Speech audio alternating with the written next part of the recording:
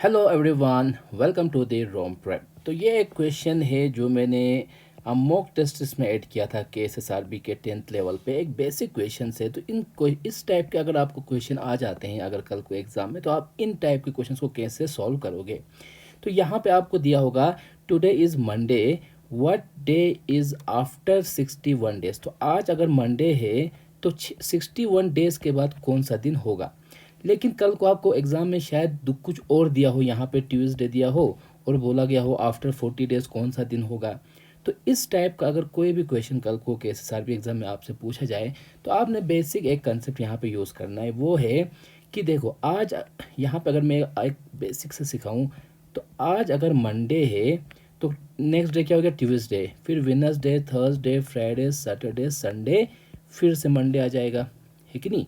तो यहाँ पे आपने क्या नोटिस किया, एक दो तीन चार पाँच छः सात, तो हर 7 दिन के बाद जो है ये जो भी दिन आपका है वो रिपीट हो जा रहा है ना।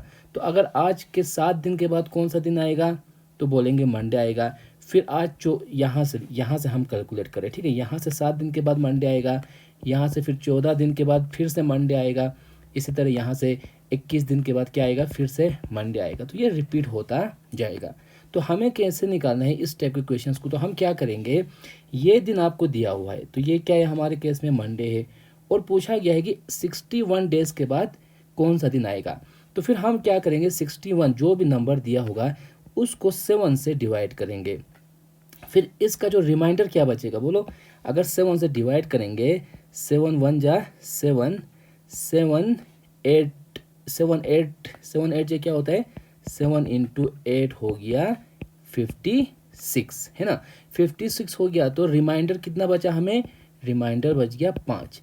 मीन्स रिमाइंडर क्या बच गया यहाँ पे हमारे केस में 5 बच गया। तो इस तरह से आपने उस नंबर को डिवाइड करना है 7 से, फिर जितना रिमाइंडर बचता है उतने दिन ऐड करना है। मीन्स कि आज क्या है, ये तो मंडे दिया हुआ है, फिर हमें रिमाइंडर क्या आ गया 5 आया, तो हम यहाँ पे क्या करेंगे 5 दिन ऐड करेंगे। मंडे के बाद क्या करेंगे 5 दिन, तो 1 2 3 4 5। मंडे के बाद ट्यूसडे, वेडनेसडे, थर्सडे, फ्राइडे और ये सैटरडे, तो 5 को क्या आता है सैटरडे। तो उसी दिन के बाद रिमाइंडर कितना आता है उसको ऐड करना है। तो उससे हमारे इस केस में आंसर क्या आ गया, सैटरडे आ गया। अगर इसी क्वेश्चन को अगर 2 एग्जाम्पल के लिए अगर हम इस क्वेश्चन को देखें, मान के चलो आज था ट्यूसडे, आज क्या था ट्यूसडे, और क्वेश्चन में पूछा जाए कि आफ्टर 50 डेज के बाद जो है कौन सा दिन आएगा।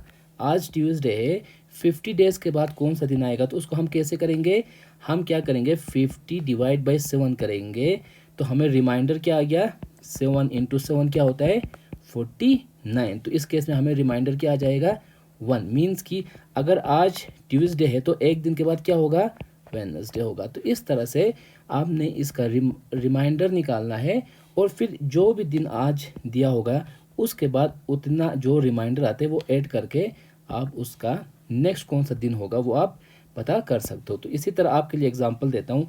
मान के चलो आज है थर्सडे, आज क्या है थर्सडे है, तो आप मुझे बताओ आफ्टर 75 डेज कौन सा दिन आएगा। तो ये आंसर आप मुझे कमेंट सेक्शन में बता दो अगर आपको ये कंसेप्ट समझ आ गया हो तो।